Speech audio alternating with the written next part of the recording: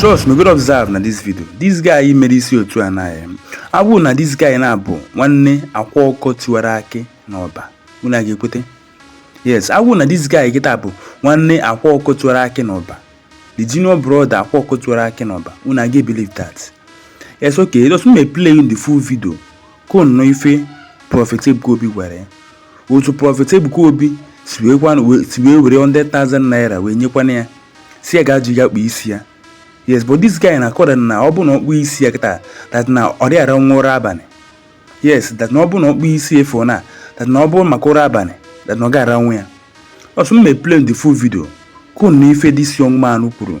Ko nfukwan ka Prophet Ebuka Obi si wee were 100,000 naira nye si ya jiga kpu isi ko nwe kere ka mmadụ.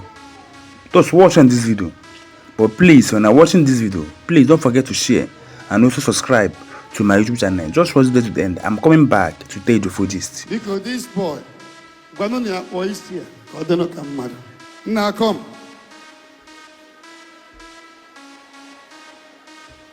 Are you a Zionite? Yes.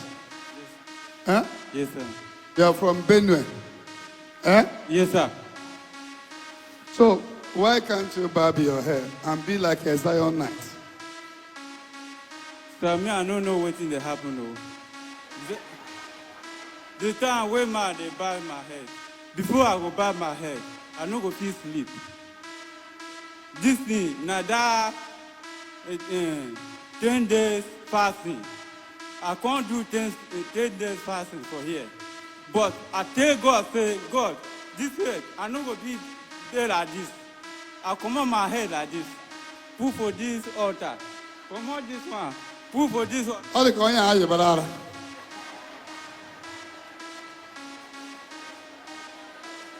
barb this hair today. Huh? We could go and barb this. Did we have 100,000 there? Give me. Give me. But one of these brother, Jano, Obi to be where Oberens to Bunis here.